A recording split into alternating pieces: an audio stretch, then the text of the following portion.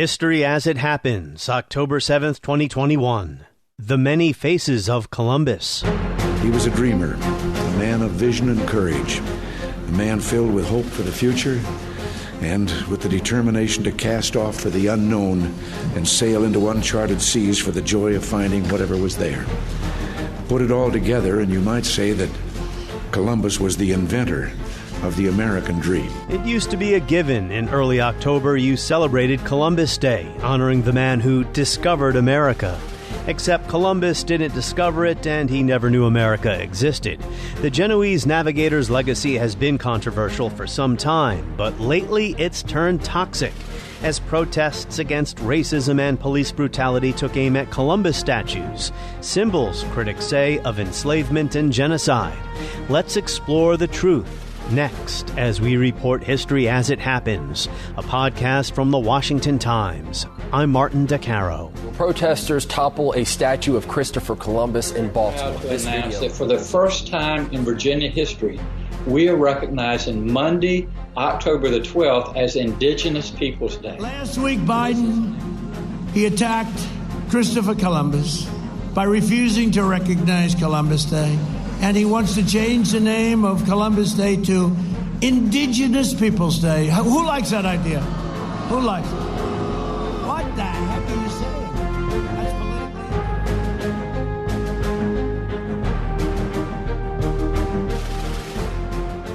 politically... So depending on where you live, you'll either be marking Columbus Day or Indigenous Peoples Day. I live in the District of Columbia, and there are no Columbus Day parades here. More than 100 cities and 14 states have renamed the holiday to honor the people European explorers encountered, colonized, enslaved, exchanged deadly diseases with, or killed in acts of cruelty or in wars. Beginning in the year emblazoned in our minds from our first social studies classes, 1492. He certainly had a grand, even exaggerated sense of himself and his destiny. He's remembered by his contemporaries as being charming and persuasive and very, very persistent in trying to get a commission to go on these voyages. Laurence Bergreen has studied the many faces of Columbus. Our conversation is coming up in a moment. Columbus is fascinating for a lot of reasons, and we can start with the obvious. He was the first European of his time to sail west across the Atlantic and back to Europe. Now, around 1000 A.D., the Norse reached Newfoundland, but they stayed only for a brief time, and that voyage did not create the profound historical consequences that flowed from Columbus's 4 voyages 500 years later. To some, those consequences include genocide, slavery, cultural death. To others, the creation of a new world, tracing a line from 1492 to 1776. And that would make Columbus, a Genoese navigator, an American hero. Put it all together, and you might say that Columbus was the inventor of the American dream.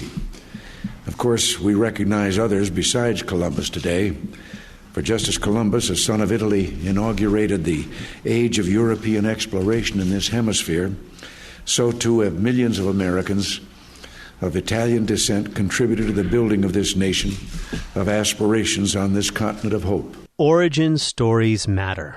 We all seek a usable past. Otherwise, there'd be no controversy, right? We wouldn't have seen mobs tearing down Columbus statues. We wouldn't still be talking about, arguing about, reinterpreting the meaning of Columbus's legacy 529 years after the first voyage. So these different interpretations serve different purposes. And in our highly racialized times, many on the left view Columbus as point A on a timeline of white supremacy that runs unbroken across American history. To others, Columbus was a paragon of all American virtues: vision, inner strength, physical endurance, bravery, perseverance, individuality. Can he be both a hero and villain, or is it one or the other? Let's set aside simple dichotomies and talk to Laurence Bergreen, award-winning biographer, historian, and chronicler of exploration. He is the author of Columbus, The 4 Voyages. Laurence Bergreen, welcome. Thank you. I'm very glad to be here. Thanks for having me. Well, it is an honor to have one of our nation's finest biographers on the podcast. And I'd like to know what brought you to Columbus. Your work has ranged far and wide. You've written about Louis Armstrong, Casanova, Magellan, Marco Polo. Why Columbus when so much has been written about him already? I felt I had some new, interesting things to say about him that hadn't been expressed in books before. I write about exploration and discovery, and there's no more provocative explorer than Christopher Columbus, and I wanted to write about him. As it happens, my son, Nick, is an enthusiastic sailor, and I've spent countless hours with him on the water, sailing and going to various regattas and so on. As I think back, this book was published in 2011. If you're going to write about a historical figure, there's nobody who's more interesting or difficult to start with than Columbus, because we know so much about him, and yet there's so much which is misunderstood, and he's become more controversial. I couldn't say that about Vasco da Gama or even Marco Polo, whom I've written about, that they're more controversial now than they were 10 or 15 years ago. But that's not the case with Columbus. And when we were kids, Columbus Day was a school holiday. That was great. There was a parade. It was a rather simple, one-dimensional matter. Now it's cause for a huge amount of controversy. Many politicians want to get involved. And it's also really an international holiday because Columbus is a recognized important explorer across much of Central and South America. So there are many Columbus Days, and each one has its own particular point of view. It also brings in the matter of religion, because for many people, Columbus is the quintessential Christian or messianic explorer, which puts all his mistakes into a somewhat different light, depending on your point of view. Keep in mind, though, that we talk about Columbus and the first great American explorer. Columbus never knew America existed. Let me repeat that for your audience. There's no controversy about that. He never even knew this country existed.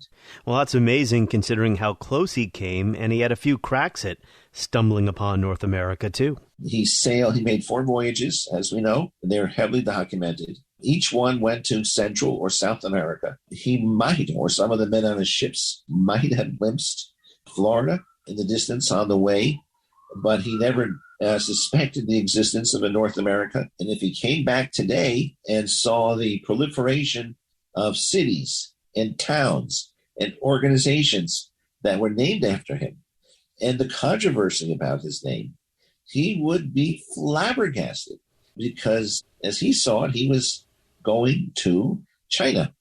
He just didn't get there. He didn't understand the geography. He kept bumping into various islands in the Caribbean and in Central America that would frustrate his path to China. But that was his major goal, was to open a route to China. In that respect, he was under the influence of a previous, important explorer, who was Marco Polo, of course. Now, that's not to say that Columbus was a humble person.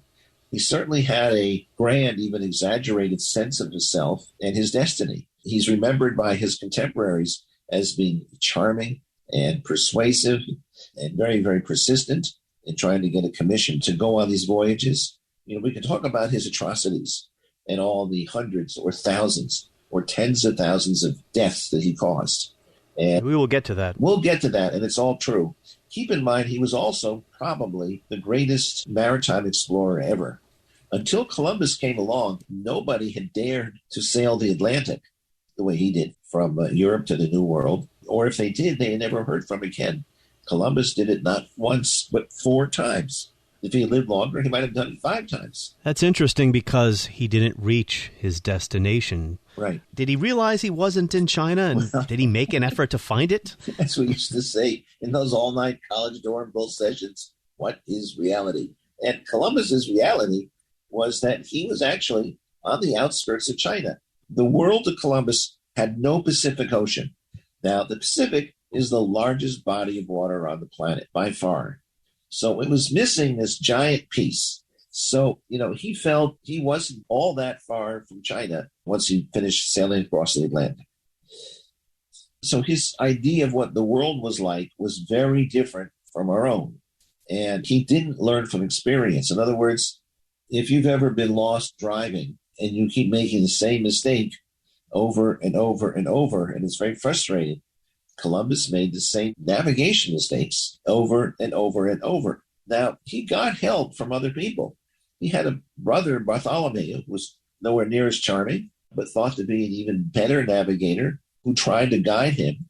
But Columbus was very stubborn and didn't necessarily take advice. So what I thought was so interesting about it was, as a historian to write about, was the sort of a Rashomon effect. You know, the movie Rashomon, famous movie, shows an incident from 4 different points of view and brings out 4 different realities. Well, each of these 4 voyages of Columbus brings out a different reality about who Columbus was and what he was trying to do. The one that we all know about, and I think is the least interesting, is the first voyage in 1492. Pretty simple matter, takes a few months, mistakenly thinks he's reached the outskirts of China, but things only get more interesting in the subsequent 3 voyages, which are all fairly closely spaced.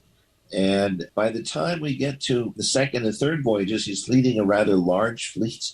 It looks like he's going to be commanding a significant enterprise, which doesn't come to pass. He has an army with him on his second voyage, yes, doesn't he? And then on the fourth voyage, it's kind of pathetic and poetic at the same time, because he's now self-funded. He doesn't have the funding from the Spanish crown anymore, and almost gets himself killed mingling with indigenous peoples who misunderstand his purposes. Makes it back to Spain half dead and dies on Spanish shores. Now, in some parts of the world, despite all his shortcomings and faults and cruelty, is considered a holy person, a sacred figure, the Christ bearer, which was his own name, Christopher Eggs. He's celebrated in Central and South America. Yes. I mean, there's no question that his voyages changed the course of history. So he never stepped foot in North America. Nope. To the day he died, he believed he had reached the East. Yet, the story of Columbus is in the lining of our cribs, as I like to say, as American citizens. It's the first American history lesson we learn as children. So I'm interested in your thoughts about why Columbus is tied to U.S. history. In the early 19th century, historians such as George Bancroft started to weave Columbus and the discovery story into the origin story of the United States, even though, of course, the U.S. was founded as a nation in the 1770s, 1780s. I think there was a search for origins, and also it was partly political. The force that you mentioned really gathered strength with the arrival of immigrants from Italy to this country. And these Italian immigrants who were uprooted and often came here as laborers, you know, they were not really welcome here. It was difficult for them to make their ways, wanted some sort of sense of purpose and direction about why they belonged here. They looked back to Columbus as their predecessor. American politicians capitalized on that. For example, long before there was an official Columbus Day, there were Columbus Day celebrations in various cities around the country, especially Boston and New York City. But the politician who made the most brilliant use of it was Roosevelt, who saw an unaffiliated huge block of votes that he could co-opt by endorsing and uplifting Italian Americans. It was FDR who made Columbus Day a federal holiday. And 1937. Yes. And so it's a recent holiday. We think of it as going back hundreds of years, but it's not that long ago. I can see why politicians wanted to link Columbus to the American story. Yes. Columbus, the hero, the individual standing alone in the wilderness, the brave explorer, finding a new continent, discovering a continent. Of course, he didn't really discover anything. No, people were there already. Exactly. That's a very good point. That's only using the word discovery very, very loosely. We forget now, although you see echoes of it in popular stories and such as The Godfather, about how much on the outside Italians were when they first came to this country, how much they were regarded with great suspicion and mistrust and just downright hatred. In the 1920s, Italians in this country, Italian Americans, were lynched, especially in the South. In New Orleans, there was a terrible lynching, I believe. It was New Orleans. Yes, yes. As an Italian American, I've familiarized myself with a little bit of that history, but yeah, you're right. Right. So Oh, now we also have to talk about Columbus as an Italian. Got to bring this up. As I was researching my book over the course of a few years, I went to a well-known, famous library in Portugal, the Royal Cabinet Library, and was looking up Columbus's origins. I discovered I had about a dozen books about Columbus being Portuguese. His origins were Portuguese. Okay.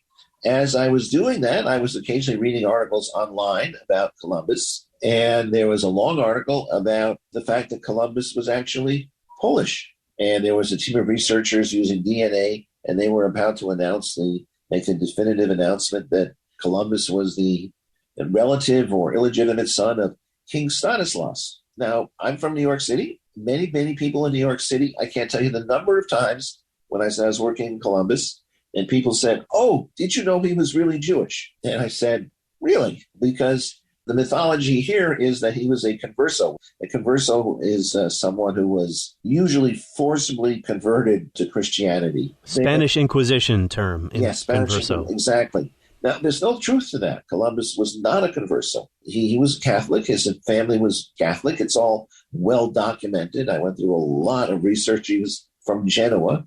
And yet there's diehard adherence to the idea that he was a converso, and they'll cite, quote, evidence, unquote, such as the fact that his mother's name was Susanna. Well, that doesn't prove anything. Susanna was a common name, I checked this out, among the Genoese at that point. It suggests at the same time his kind of universal appeal as a symbol. The modern state of Italy did not exist then, but he was from Genoa, as you said. Yeah. So, I want to get into some of Columbus's personal motivations, but when he got the commission from the Spanish crown, they viewed this as an economic mission, right? Yes. He was one of a number of capable navigators who put themselves forward. Spain was in the business of doing this. So was Portugal, by the way. Portugal was very secretive about it. We don't even now know the full story of Portuguese exploration, but Columbus did not hide his light under a bushel. And he also had, I think, extraordinary amount of courage, because he went off on a mission from which nobody had ever come back before. Does that forgive all the barbarism and death and cruelty that he touched off, whether it was accidental or not? Well, probably not. But history is complicated that way. That's what makes Columbus, I think, one of the most fascinating figures in history, because he cuts across so many lines, and you can't really make him the ultimate villain. You can't really make him the ultimate hero. Something else you raised there about your fascination with exploration and explorers. Talk a little bit about just how dangerous exploration in those days was. The myth of a flat Earth that you would, fall off the edge. That nonsense aside, it was still difficult to find people willing to go on a seafaring trip because it was so dangerous, right? They were mostly convicts who were pressed into the role of sailors to do this, because you couldn't find people, you couldn't pay people. Still, they were paid a little bit, but you couldn't get people to volunteer to sign up for a voyage like this. So many of them were convicts, which made for a dangerous class of people. I would say so, if you're stuck on a ship with them. Yeah, exactly. Some of them hoped they would in some way get rich, but Columbus himself rarely betrayed any fear. How do we know? Well, he wrote a lot of diaries and letters, and he was very religious. So he put his faith in God, that God would guide him on this mission. And even if the Spanish crown had a rather mundane concept of what his voyages were, he had a more exalted one. And when he was out, kind of out on a limb, so to speak, on his third voyage, caught in the middle of a storm, there's a very moving passage he wrote about hearing the voice of God reassuring him and telling him what to do. Now, this was not just a prayer, but he actually heard the voice. Well, he lived in an era of more faith than today, and people heard the voice of God more often than they do today. Nevertheless, it shows his sincerity and his trust in this, what we would call, or what I would call, a mystical force. So in those ways, I think he really was extraordinarily brave. You could say foolish, foolhardy, crazy. That's all true. The many faces of Columbus. So what about his personal motivations? The way he's portrayed now, it sounds as though Columbus set off on these voyages to slaughter as many indigenous people as possible. He's been called a genocidal racist compared to Hitler. Yeah, and that's one of the nicer things. Well, it wasn't that way. He went off for exploration, and gradually his voyages deteriorated to the point where they were slaughtering a lot of indigenous people. But it wasn't because he wanted to do it because he was a racist, particularly. And it's such a loaded term, and I'm not sure how you interpret that in Columbus's era. When he initially encountered indigenous people, he was fascinated by them, gave them a lot of credit for their abilities, and learned from them. So he wasn't lying in wait to pick them off and kill them. But many of the indigenous people in the Caribbean saw his appearance there as the fulfillment of an ancient prophecy of the end of the world. Their reaction to it was mass suicide. So they started poisoning themselves with herbs, jumping off of cliffs. When Columbus was a little slow to awaken to this, or to realize that there was a connection between this mass destruction and his own arrival. When he did, he was appalled. So this was, for him, a very disturbing, unfortunate byproduct of his visit. He's been criticized for not taking an interest in the people he discovered, not seeing them as fully human, of having their own cultures and ways, even languages, as if somehow these people weren't speaking when they were talking to him. Why was that? My take is that his point of view was the cultural norm of that era.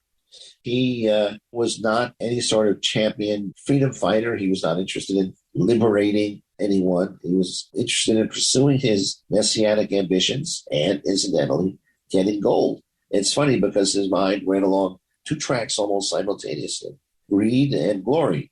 That summed him up. What about spreading Christianity to China or whoever he wound up running into? Because, as we know, he never made it to China. He did bring it some places, and it stuck. It stayed there. He was nothing if not devout. It made a big difference. Was that his motivation, though, for the voyages? Partly. That was partly his motivation, yes. And he took it very seriously. He was really a religious figure. Also, he was called upon to do several things on this voyage that wouldn't happen now. It was partly to be a navigator, partly to be a religious and spiritual leader, and partly to administrate the countries or the lands, territories that he conquered. If you had some rank his skill set, mariner, you give him an A or A+. However, political administrator of a colony, you'd have to give him a D or lower. He got arrested, right, for being so bad? Yes. He wasn't that interested. He didn't really have any knack for it. He had never studied it. What's also strange about this story is, unlike other explorers, Columbus claims the land that he finds for the crown. Marco Polo obviously didn't do that. Why did Columbus do that? Columbus was on an official mission, so he was interested in claiming lands for Spain or annexing territories. But he got very little guidance from Ferdinand and Isabella. They had lost touch with him. I guess he didn't check his email very often. No. His mailbox was full, and he just left it that way. Because on its face, it's bizarre. Why would Spain want to claim these tiny islands that, of course, the king and queen had never seen or heard of before? I mean, that's true. And as I mentioned before, if he had come back today and seen what had been done or happened in his name, he would have been absolutely flabbergasted. What makes it a little bit difficult for historians is he wasn't always accurate. Like other captains or navigators of that era, he obscured his route because he didn't want people copying him. So if you tried to follow his charts exactly, you might get lost. So how much of Columbus's original writings survived? Because I understand his diary was lost, but Bartolome Las Casas took notes about the diary. What did you find that was actually written by Columbus? Well, there's a lot. There's letters and various other documents. So we get a lot of firsthand impressions of what Columbus did and what he thought and how he felt about it. We don't really have to guess. And we also know that some of the people who went with him, their thoughts. His brother, Bartholomew, who was his older brother, considered himself smarter than Columbus and thought that Columbus had more charm, but was not his equal as a navigator. So you had some sibling rivalry among the Columbus family. So 1492, Columbus reaches what is now Haiti and the Dominican Republic. He called it Hispaniola. Yeah. And he spends some time there, not that much time. So what does he actually accomplish? What does he find? What does he bring back with him to Spain? Because he has to answer to his bosses who have sent him on this economic mission. He was looking for gold. Gold, gold, gold. It's interesting to see his shift in his focus gradually from exploration and then some sort of spiritual ideals to simply gold, which justified whatever he was doing. Spain had an incredible hunger for gold, so he could never really fulfill it. And so he found himself basically seen as a gold prospector. You know, the idea of science didn't really exist at that point. So he made scientific observations, especially practical ones that helped his navigation. But he wasn't out to increase knowledge. If he could have kept his voyages secret, he would have done that. You know, the assumptions of his era are really different from ours, or even from the 19th century. Does he find any gold and bring any gold back to Spain? And what happens when he gets back to Spain after the first voyage? Well, he didn't really find much gold. He found a little bit, but not as much as he had promised to entice Ferdinand and Isabella. So he kept going back for more and more. Eventually, he enlisted the Indians to help him find gold. And when I say enlisted, he enslaved the Indians to do this. So the story of Christopher Columbus and gold gets uglier as it goes on. The second voyage, he brings an army back with him to the so-called New World. Why? For conquest, because he thought that he might have an entire territory or land under his control. So his ideas became more and more grandiose. How did that second voyage go? In a sense, they were all fiascos because he still didn't know where he was. After the end of the second voyage, he was no more aware of where he was in the geography of the globe than he was after the first or the third or the fourth. What he did demonstrate was that it was possible to sail across the Atlantic and back to Europe rather efficiently.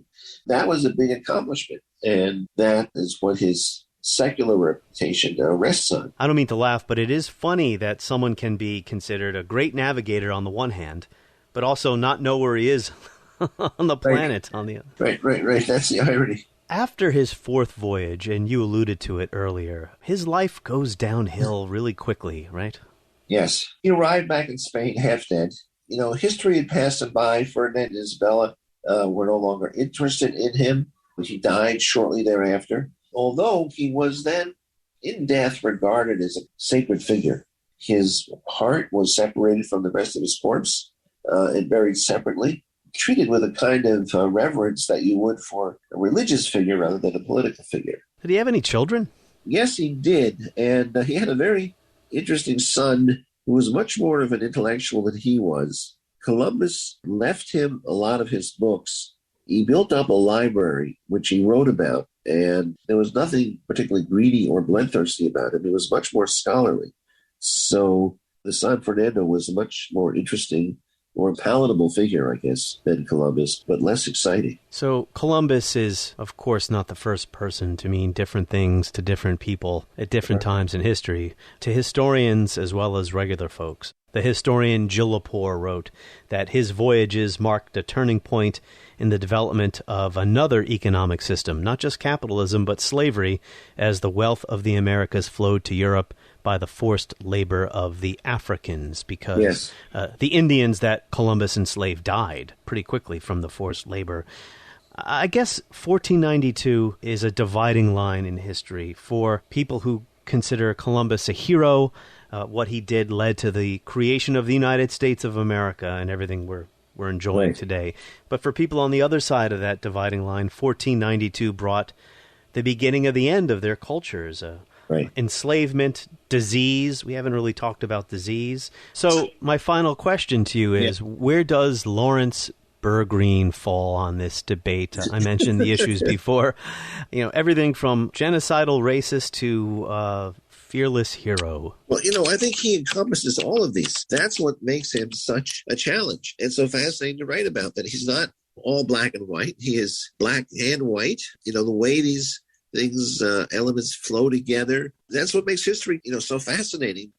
And Columbus, I think, is going to continue to be a subject of debate for a long, long time. I don't think it's ever going to really be settled, because we see both the best and worst of exploration in his activities, both embarrassing and admirable things. And people are tearing statues of Columbus down. It's hard to think any city or town would put up a Columbus statue right now, given the climate right now. That doesn't seem to be in the cards now, and things could always change. I mean, it seemed to be unfathomable 20 years ago that people would want to tear down, various Columbus statues around the country, but they do. And of course, he's taught differently now in schools. They either want to ignore him, which I think is a mistake because he's too important to ignore, or see him more as the genocidal monster figure than the Christ bearer. However, if we were somewhere in Latin America studying Columbus, we would have a really different take on him. We would see him in a different light.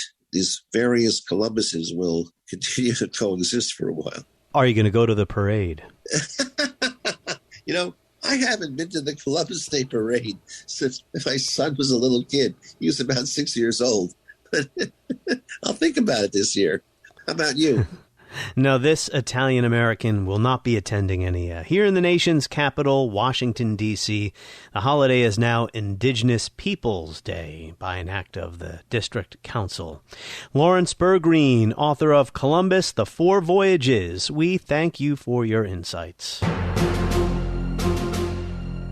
On the next episode of History as It Happens, we're going to talk about the Quad, the U.S. answer to China.